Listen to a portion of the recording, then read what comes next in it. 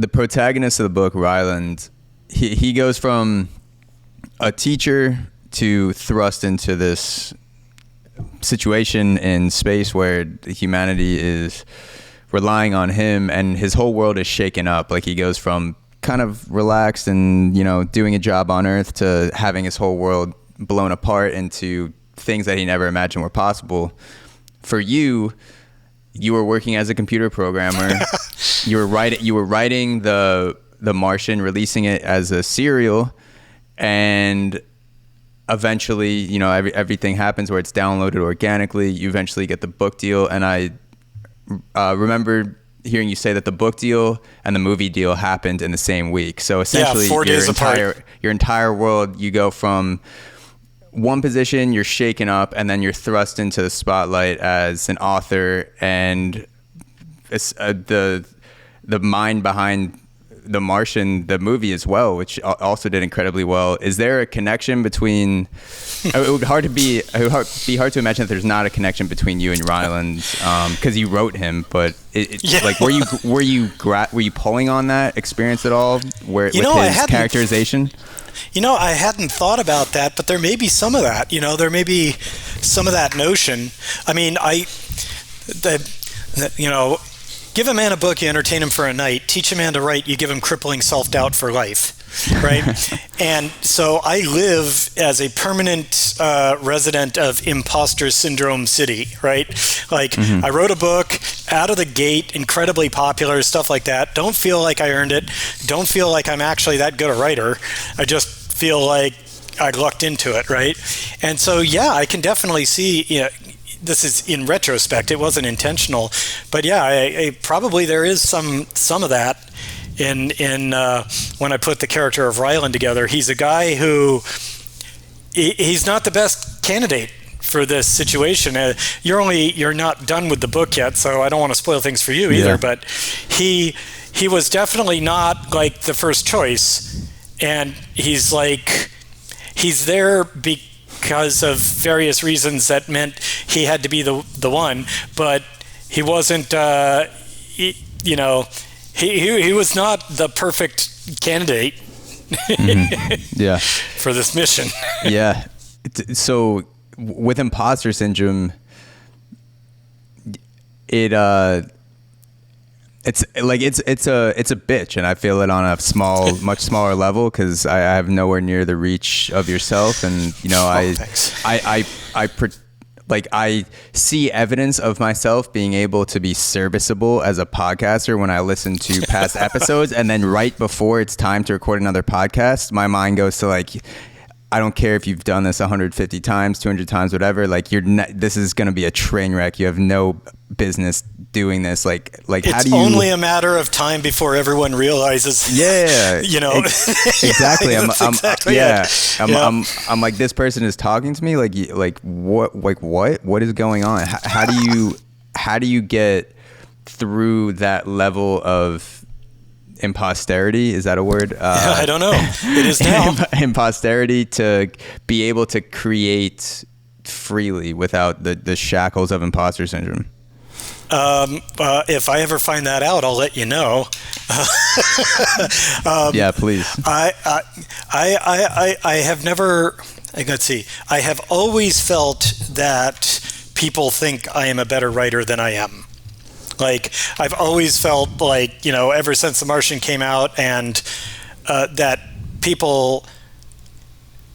my actual authoring skill is like here, and the opinion of my authoring skill is up here.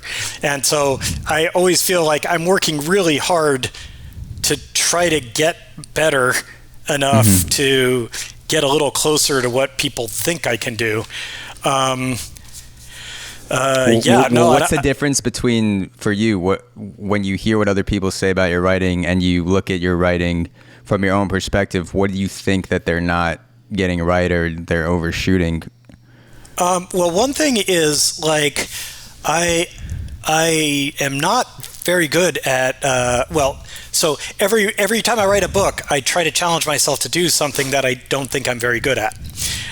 One thing I don't think I was very good at first after writing The Martian, I was like, people say The Martian is great, but there is zero character depth. Like, all you know about Mark Watney is he's a dude who didn't want to die. Like, that's not a lot of character depth. Most people don't want to die, right? And also, he doesn't undergo any change or growth as a person. He's exactly the same at the end of the story as he was at the beginning, right? So it's not that kind of book. It's not about a personal journey. But I was like, but, character and character depth and personality, these are the things that carry. These matter a lot in writing, and I have like zero skill in that area. I'm a good plot-based guy. Like, I'm good at coming up with situations to put characters in and then try to get them to get out of them. But I don't have any character growth. So with Artemis, my second book, I worked really hard on character depth and growth with the character of Jazz Bashara, and I kind of overshot. A lot of people didn't like Artemis. I don't know if you've read it.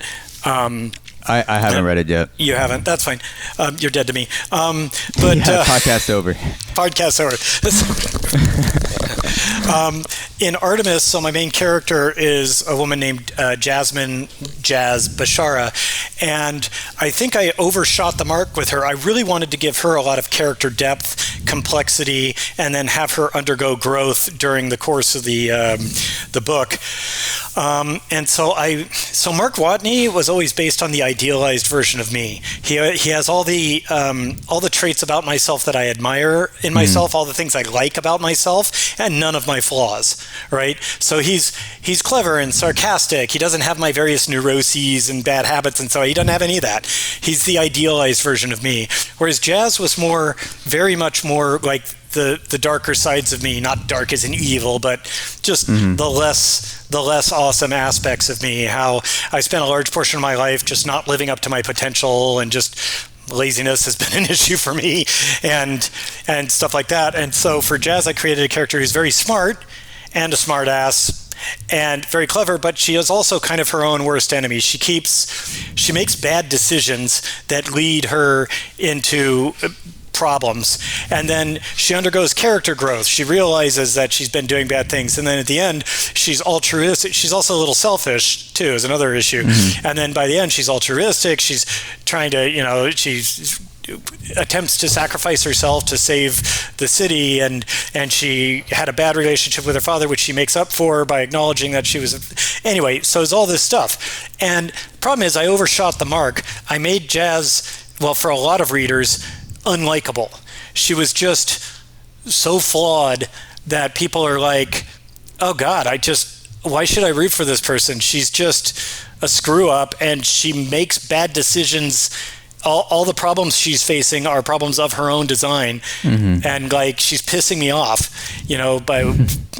and so I learned a lot about that. I learned okay, flawed main characters are good, but if you go too far, you'll end up you'll make the reader you'll alienate the reader from the character. And I think I did that. A lot of people loved her. A lot of people just like, yeah, Jazz is kick-ass, I love her, yeah.